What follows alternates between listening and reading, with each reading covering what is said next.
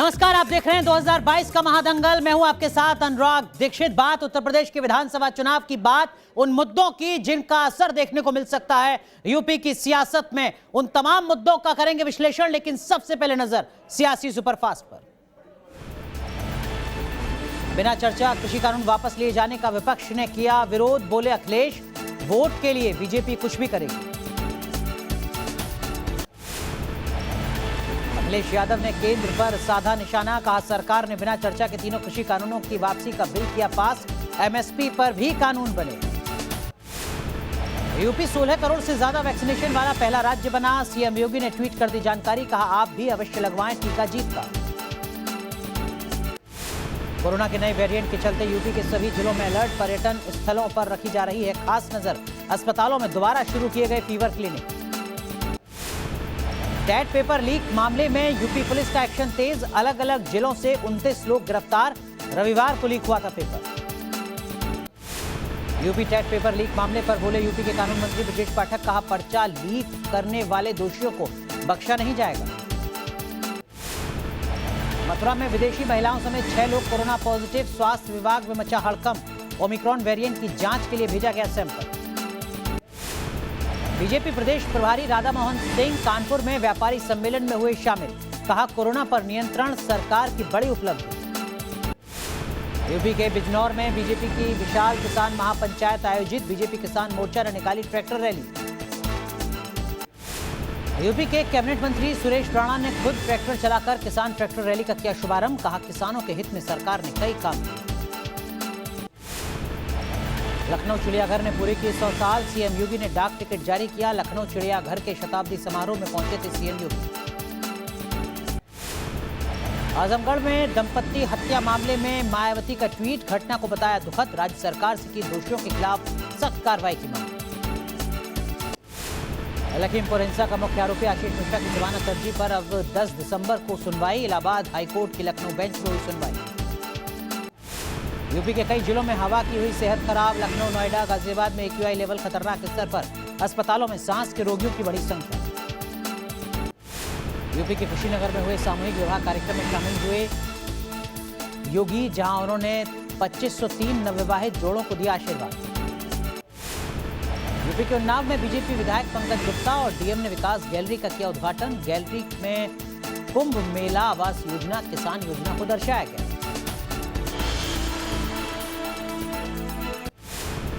मऊ में माफिया मुख्तार के करीबियों पर कार्रवाई न होने पर धरने पर बैठे समाजसेवी छोटेलाल गांधी, सीएम आवास के बाहर भी प्रदर्शन की दी चेतावनी। शाहजहांपुर में पुल हादसे के बाद पीडब्ल्यूडी के अधिशासी अभियंता का बयान, पुल से जुड़े नहीं हैं कोई कागजात, निर्माण और लागत की भी कोई जानकारी नहीं। तो महादंगल में अब बात उस मुद्दे की जिसे लेकर विपक्ष ने सियासी पारा भरपूर चढ़ाया हुआ है। खास बात यह है कि इस मुद्दे पर योगी सरकार ने उतनी तेजी से एक्शन भी लिया, लेकिन ऐसा लगता है जैसे विपक्ष इस मुद्दे को भी चुनावी जंग में एक तीर के तौर पर इस्तेमाल करने के मूड में है। विपक्ष ने योगी सरकार की जबरदस्त घेराबंदी की है। योगी सरकार पर 20 लाख बेरोजगारों के भविष्य से खिलवाड़ का आरोप लगाया है। यह तब है जब योगी सरकार ने एनएसए के तहत एक्शन और संपत्ति पर बुलडोजर चलवाने की बात कही है।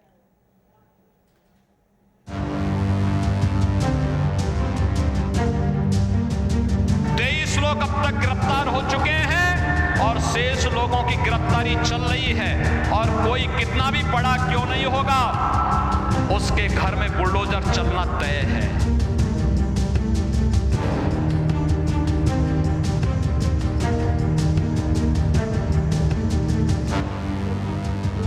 तेवर सख्त हैं और ताकीद सीधी और साफ है। यूपी के सीएम योगी आदित्यनाथ ने टीईटी पेपर लीक कांड में एक्शन का रुख और रफ्तार दोनों की लाइन और लेंथ तय कर दी। चुनावों से पहले एक बड़े मुद्दे पर योगी सरकार फुल एक्शन में है। पेपर लीक कांड में प्रदेश भर में जालसाजों की धरपकड़ शुरू हो चुकी है। एक्शन कितना तेज है इसका अंदाजा बस ऐसे लगाइए कि महज कुछ घंटों के भीतर 29 गिरफ्तारियां हो चुकी। तो क्या पेपर लीक माफिया पर भी कुछ इसी अंदाज में योगी का बुलडोजर चलेगा? चुनावी साल नजदीक है, लिहाजा बैठे बिठाए विपक्ष को एक तड़कता भड़कता मुद्दा योगी सरकार को घेरने का मिल गया। राजनीति चरम पर पहुंची और विपक्ष एक साथ पेपर लीक कांड पर योगी सरकार पर हमलावर हुआ। अरे दिनेश शर्मा मुर्दाबाद मुर्दाबाद मुर्दाबाद। समाजवादी पार्टी की तरफ से ताबड़तोड़ पोस्टर दीवारों पर चस्पा करा दिए गए, जिस पर लिखा गया योगी सरकार भ्रष्टाचार में नंबर 1। तो वहीं यूपी में अपने अस्तित्व की लड़ाई लड़ रही कांग्रेस भी एग्रेसिव मूड में नजर आई। शर्म आनी चाहिए इस तथाकथित विश्वगुरु सरकार में, जिसमें यूपी टीईटी का पर्चा सोशल मीडिया पर लीक हो गया और हमारे परीक्षार्थियों को ये मौका देना कि वो परीक्षा दे सकें, नौकरी पा सकें, रोजगार पा सकें, ये इस सरकार की न नीति है या नीयत। ऐसी सरकार को हटा देना चाहिए। एक भी परीक्षा उत्तर प्रदेश में सकुशल नहीं करा पाई भारतीय जनता पार्टी की सरकार। कहां वादा था कि 70 लाख नौकरियां देंगे, लेकिन सिर्फ और सिर्फ नौजवानों को ठगने का काम किया। उत्तर प्रदेश में यूपी टीईटी का पेपर लीक आउट हो गया। यह दर्शाता है कि आदित्यनाथ सरकार हर मोर्चे पर विफल है। असल मुद्दा चुनावी घमासान पर प्रेशर पॉलिटिक्स का भी है और परसेप्शन का भी। एग्रेशन के साथ योगी के एक्शन पर सवाल उठाते हुए समाजवादी पार्टी के अध्यक्ष अखिलेश यादव ने ट्वीट किया और लिखा कि भाजपा सरकार में पेपर लीक होना, परीक्षा व परिणाम रद्द होना आम बात है। प्रदेश में शैक्षिक भ्रष्टाचार चरम पर है। बेरोजगारों का इनकलाब होगा, 22 में बदलाव होगा। तो वहीं यूपी में 6.5% की वोट बैंक पर अटी की कांग्रेस ने भी योगी सरकार पर पलटवार किया। यूपी में पेपर लीक पर शुरू हुई पॉलिटिक्स में प्रियंका गांधी वाड्रा भी कूदी और उन्होंने ट्वीट किया, हर बार पेपर आउट होने पर योगी सरकार ने भ्रष्टाचार में शामिल बड़ी मछलियों को बचाया है, इसलिए भ्रष्टाचार चरम पर है। टीईटी पेपर लीक में एक्शन शुरू हो चुका है। जितनी तेजी से कार्रवाइयां हो रही हैं, वो ये बताने के लिए काफी है कि रुख निर्णायक हल निकालने का है। योगी सरकार ने न सिर्फ आरोपियों की धरपकड़ की है, बल्कि इस पेपर लीक के कई राज खोलने अभी बाकी है। दूसरी तरफ सरकार की तरफ से जल्द ही दोबारा परीक्षा कराने पर ध्यान देने का भरोसा भी दिया गया। दोनों पालियों की परीक्षा तत्काल प्रभाव से निरस्त की जा रही है। पुनः 1 महीने के भीतर अभ्यर्थियों से बिना कोई शुल्क लिए परीक्षा पुनः कराई जाएगी और यूपी एसटीएफ को जांच सौंपी जा रही है, ताकि दोषियों को चिन्हित करके उनके खिलाफ कड़ी कार्रवाई की जा सके। मुद्दा सिर्फ चुनावी दांवपेच भर का नहीं है, इससे आगे युवाओं के बीच पैठ बनाने का भी है। विपक्ष इसलिए ज्यादा हमलावर है और आक्रामक भी। चुनावी घमासान में हर मुद्दे से परसेप्शन खड़ा करने की कोशिश। परेशानी क्या, हम लोग आए थे, बहुत से लोग दूर दूर से भी आए यहाँ पे, तो सब लोग सफर कर रहे हैं इसी वजह से। प्राइमरी का एग्जाम देने हम लोग जैसे बैठे थे अंदर, तो आधे घंटा भी नहीं हुआ था, इन्होंने पेपर छीनने लगे, बोला कि पेपर आउट हो चुका है, पेपर आपकी कैंसिल किया जा रहा है इस समय। तो विपक्ष का पॉलिटिकल एग्रेशन, योगी सरकार का एक्शन और युवाओं की टेंशन के बीच पेपर लीक मामले में पॉलिटिकल लीग चालू है। राजनीति के लिहाज से विपक्ष इसलिए भी एक्टिव है क्योंकि युवा वोटर को अपने पाले में करने का उसे एक मौका दिख रहा है। वहीं योगी के एक्शन और चेतावनी ने ये साफ कर दिया है कि इस मामले में बख्शा किसी को भी नहीं जाएगा। तो क्या एक और मुद्दा अब विपक्ष के हाथों से फिसल चुका है या फिर ये पूरा मामला सियासी हवा में अपना कोई असर छोड़ेगा? टी न्यूज़ दर्शन। तो टेट की परीक्षा में पेपर लीक का ये पहला मामला नहीं है। इसके पहले भी करीब 6 ऐसी प्रतियोगी परीक्षाएं हुई जिनमें पेपर लीक हुआ। जरा देखिए कौन कौन सी हैं ये परीक्षाएं जहां पर पेपर लीक का मामला सामने आया है। जुलाई 2017 दरोगा भर्ती परीक्षा, फरवरी 2018 यूपी पीसीएल परीक्षा, जुलाई 2018 अधीनस्थ सेवा चयन बोर्ड परीक्षा, सितंबर 2018 नलकूप चालक परीक्षा, अगस्त 2021 पेट परीक्षा और सितंबर 2021 नीट की परीक्षा। हालांकि विपक्ष आरोप लगा रहा है कि ये सिर्फ 7-8 नहीं बल्कि 16 ऐसी परीक्षाएं जिसमें इस तरीके का मामला सामने आया है। हालांकि विपक्ष जिस तरीके से योगी सरकार को घेर रहा है, खुद विपक्ष के शासन के दौरान क्या कुछ हुआ, इसे भी आप जरा एक नजर देखिए। समाजवादी पार्टी के दौरान वो कौन कौन से बड़े घोटाले थे भर्ती के लिहाज से जो सामने आए थे, वो हम आपको दिखा रहे हैं। उत्तर प्रदेश अधीनस्थ सेवा भर्ती घोटाला, 54 विभागों में व्यक्तिक सहायक में धांधली का मामला सामने आया था। आशु लिपिक की 808 पदों की जो भर्ती थी, उसमें अनियमितता का मामला सामने आया था। यूपी लोक सेवा आयोग के द्वारा भर्तियों में धांधली का मामला सामने आया था। जाति विशेष के लोगों को भर्ती में प्रमुखता देने की बात लगातार सामने आती रही थी, तब जबकि सूबे में मुखिया अखिलेश यादव थे। अब बात करेंगे यूपी के उस बेहद छोटे से कास्ट सेगमेंट की जिसकी राजनीतिक धमक बेहद असरदार रही है। हम बात कर रहे हैं यूपी में भूमिहार राजनीति की, जिसके असरदार चेहरों में शुमार रहे थे बीजेपी के दिवंगत विधायक कृष्णानंद राय। आज कृष्णानंद राय की वर्सी के मौके पर डिप्टी सीएम दिनेश शर्मा गाजीपुर पहुंचे, कृष्णानंद राय को श्रद्धांजलि दी। पूर्वांचल की सियासत में भूमिहार वोट बैंक कई सीटों पर बेहद असरदार है। डिप्टी सीएम का कृष्णानंद राय की पुण्यतिथि पर पहुंचना एक बड़े संकेत की तरह है। पूर्वांचल में बाहुबलियों की वर्चस्व की लड़ाई का इतिहास पुराना रहा है, लेकिन कृष्णानंद राय और मुख्तार अंसारी की लड़ाई ने वहां के राजनीतिक और सामाजिक समीकरण को पूरी तरीके से बदल कर रख दिया। दरअसल ब्रजेश सिंह को कृष्णानंद राय का संरक्षण प्राप्त था और मुख्तार अंसारी की ब्रजेश सिंह से सीधी लड़ाई थी, जिसके चलते मुख्तार अंसारी ने मुन्ना सिंह को ब्रजेश सिंह और कृष्णानंद राय के खिलाफ खड़ा किया। और हुआ यूं कि जब 2002 में कृष्णानंद राय विधायक बने तो अंसारी परिवार और राय परिवार के बीच वर्चस्व की लड़ाई काफी ज्यादा बढ़ गई और कृष्णानंद राय इसी लड़ाई की भेंट चढ़ गए। 2005 में लगभग 60 से ज्यादा गोलियां कृष्णानंद राय को लगी और लगभग 500 राउंड फायरिंग हुई, जिसमें कृष्णानंद राय के साथी भी मारे गए। और उसके बाद से पूर्वांचल में बीजेपी ने धावा बोल दिया। बीजेपी के केंद्र से लेकर राज्य तक के नेताओं ने कृष्णानंद राय को न्याय दिलाने की मांग की, जिसमें प्रमुख थे अटल बिहारी वाजपेयी से लेकर लाल कृष्ण आडवाणी, राजनाथ सिंह और मनोज सिन्हा जैसे नेता शामिल रहे।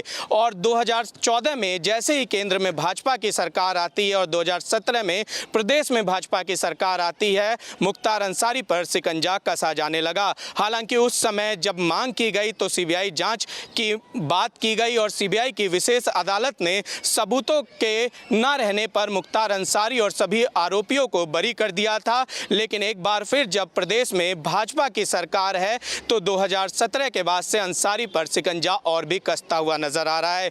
अंसारी की अवैध संपत्तियों को तोड़ा जा रहा है और इस मामले की एक बार फिर पुनः जांच और कोर्ट में ये विचाराधीन है। कृष्णानंद राय की पत्नी अलका राय, जो कि लगातार मोहम्मदाबाद सीट से चुनकर विधायक आ रही हैं, अब इस मांग को जोर शोर से उठा रही हैं कि कृष्णानंद राय को एक बार पुनः न्याय दिलाने के लिए जांच प्रक्रिया को बढ़ाया जाए और अदालत इस मामले को दोबारा सुने। देखने वाली बात यही होगी कि क्या कृष्णानंद राय को न्याय मिलता है या फिर अलका राय को अभी और इंतजार करना पड़ेगा। वीडियो जर्नलिस्ट सुधीर शर्मा के साथ निशांत राय, न्यू नेशन, दिल्ली। तो आपने हमारे सहयोगी निशांत राय की एक रिपोर्ट देखी, लेकिन इस वोट बैंक का क्या कुछ मतलब है उत्तर प्रदेश के एक छोटे से इलाके में बड़े पैमाने पर, एक रिपोर्ट के जरिए आपको समझाते हैं।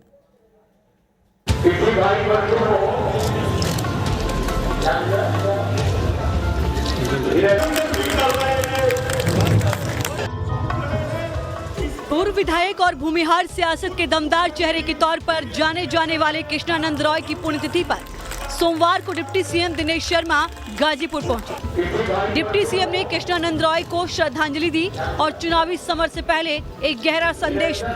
कृष्णानंद राय जी पूरे प्रदेश के नेता थे और पूरे प्रदेश में आज जो अपराध के खिलाफ एक मुहिम छिड़ी है, मैं समझता हूं कि उसमें उनकी ये भावना भी छुपी हुई है कि आज प्रदेश से अपराध मुक्त होना चाहिए। जो पूर्वांचल को जानता है वो जानता है कि पूर्वांचल की पॉलिटिक्स क्या है। जो समझता है यूपी की सियासी तस्वीर और राजनीति को, वो बेहतर समझता है कि यूपी की सियासत में महज 1% वाली भूमिहार आबादी का असर क्या है। लेकिन उससे भी ज्यादा अहम है सियासी अदावत से शुरू हुई रार की राजनीति का पटाक्षेप। पूर्वांचल में खासकर प्रयागराज से बस्ती तक और पश्चिमी यूपी में बागपत से गौतम बुद्ध नगर तक भूमिहार आबादी दमदार सियासी असर रखती है।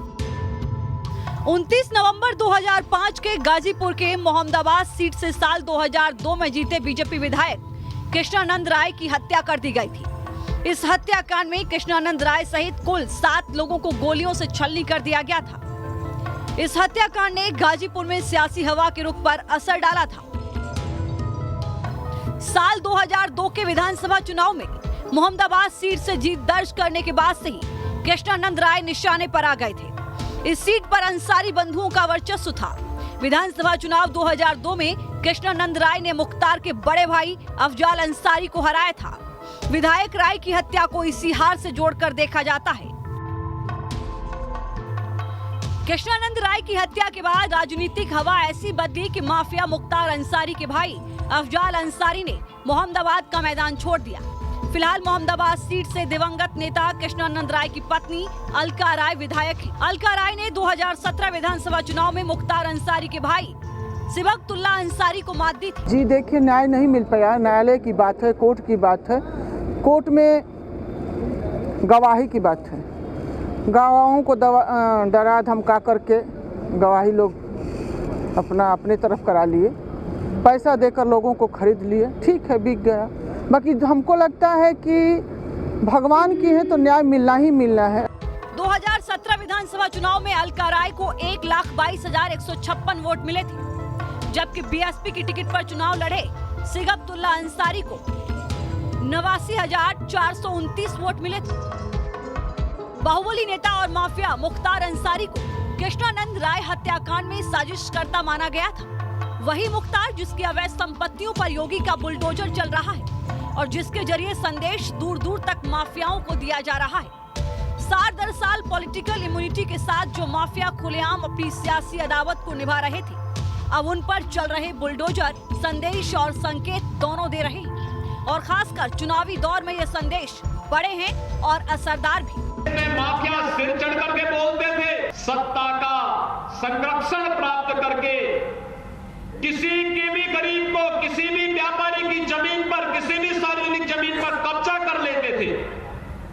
आज तो आप देख रहे होंगे इन सभी माफियाओं की घिघी कैसे बन चुकी है। किसी के ऊपर बुलडोजर चल रहा है और किसी माफिया को प्रदेश छोड़ करके भागने के लिए मजबूर होना पड़ रहा है। भारतीय जनता पार्टी क्या करने वाली है, क्या नहीं करने पा रही है, ये उनकी अपनी मंशा है। लेकिन कानून को अपना काम करना चाहिए, चाहे वो किसी के खिलाफ हो, चाहे मुख्तार अंसारी के खिलाफ हो, चाहे उन्नाव के जो विधायक हैं उनके खिलाफ हो, जिन्होंने बलात्कार किया भारतीय जनता पार्टी के विधायक, और चाहे उत्तर प्रदेश में जितने भी अपराधी हों उनके खिलाफ कार्रवाई भारतीय जनता पार्टी को करना चाहिए। मैं निवेदन करूंगा कि हाथरस में जो कांड हुआ है उस पर भी कार्रवाई करनी चाहिए। मैं निवेदन करूंगा अभी इलाहाबाद में एक समाज के 4 लोगों को मार दिया गया है, एक बेटी और माँ का एक साथ बलात्कार किया गया और उत्तर प्रदेश के मुख्यमंत्री अभी तक वहाँ गए नहीं हैं। मोहम्मदाबाद विधानसभा सीट भूमिहार बाहुल्य सीट है। भूमिहार वोटर इस सीट पर जीत और हार का गणित सिद्ध करते हैं। यहाँ भूमिहार वोटर्स की संख्या करीब 1,20,000 है।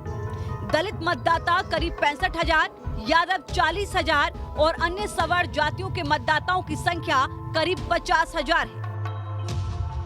मोहम्मदाबाद विधानसभा क्षेत्र में मुस्लिम मतदाताओं का भी खासा प्रभाव है, लेकिन जातीय लामबंदी बीजेपी के पक्ष में ज्यादा बड़ी और असरदार साबित होती है। बात सिर्फ मोहम्मदाबाद सीट की नहीं है, बात सिर्फ बीजेपी के कोर वोट बैंक की भी नहीं है, बल्कि मोहम्मदाबाद से मैसेज बढ़ा देने की कोशिश बीजेपी की है। माफियाओं पर बुलडोजर की बात सीएम योगी बिना लाग लपेट के कहते रहे हैं। एक्शन की तस्वीरें भी सामने आती रही, लेकिन सियासी तौर पर अगर कहीं गहरे संदेश दिए जा सकते हैं तो वो भी दिए जा रहे हैं। भूमिहार वोट बैंक भले ही करीब 1% का ही है, लेकिन ये यूपी में जहां है वहां राजनीतिक तौर पर बेहद असरदार है। Team news nation. चलिए 2022 के महादंगल में आज के लिए बस इतना ही, लेकिन आप बने रहिए न्यूज नेशन के साथ, क्योंकि खबरों का सिलसिला यहां कभी नहीं थमता।